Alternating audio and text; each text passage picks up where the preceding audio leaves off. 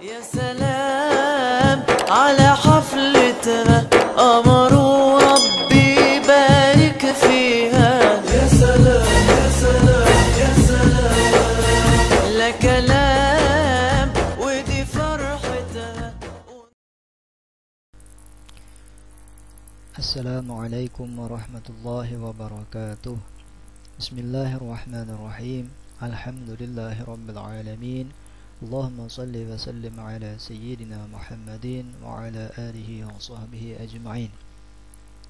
Kembali lagi dalam pembelajaran pendidikan kewarganegaraan kelas 6 ULA Pondok Pesantren Salafiyah Darussalam, yang mana kita masih membahas bab 2 tentang sistem pemerintahan Indonesia.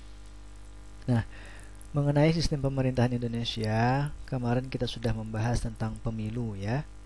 Dan hari ini kita lanjutkan pembahasan tentang asas pemilihan umum atau asas pemilu.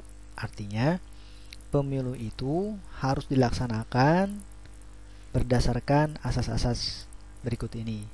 Kemarin sudah kita bahas, yang pertama yaitu asasnya langsung. Artinya, pemilu itu harus langsung memberikan suaranya sendiri. Artinya, peserta pemilu itu pemilih harus langsung memberikan suaranya sendiri. Nah, kemudian apabila seseorang itu sakit atau tidak memungkinkan untuk memberikan suaranya, maka tidak boleh diwakili oleh orang lain. Ya. Baik, yang kedua, pemilu itu harus berasaskan umum. Artinya, pemerintah menjamin kesempatan yang berlaku menyeluruh bagi semua warga negara tanpa diskriminasi atau membeda-bedakan, baik itu membedakannya berdasarkan suku, agama, ras, golongan, jenis kelamin, kedaerahan, pekerjaan, status sosial. Nah, pemilu itu harus umum. Artinya tidak ada yang dibeda-bedakan.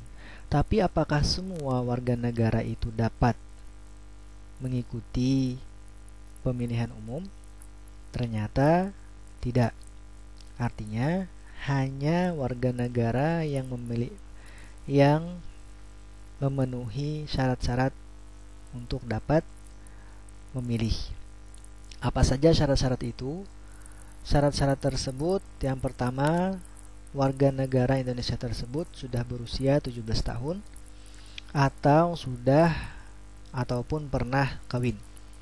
Nah, syarat yang kedua, pemilih tersebut tidak sedang terganggu jiwa atau ingatannya. Jadi kalau orang itu sedang terganggu jiwanya, dia tidak boleh menjadi pemilih. Yang ketiga, pemilih itu tidak sedang dicabut hak pilihnya berdasarkan keputusan pengadilan. Dan yang terakhir, syarat menjadi pemilih itu harus terdaftar sebagai pemilih. Nah, ini syarat-syarat untuk menjadi pemilih. Jadi walaupun berasaskan umum, akan tetapi tidak semua warga negara Indonesia itu bisa menjadi pemilih, kecuali sudah memiliki atau memenuhi syarat menjadi pemilih.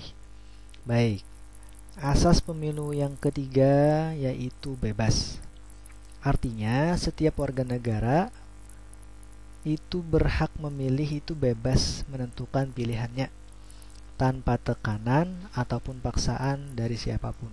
Nah, jadi tidak ada orang yang boleh memaksa seseorang untuk memilih, ya.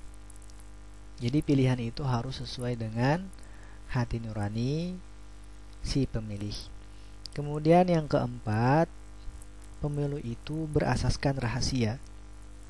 Artinya, di dalam memberikan suaranya, pemilih itu dijamin bahwa pilihannya tadi tidak akan diketahui oleh pihak manapun dan dengan jalan apapun.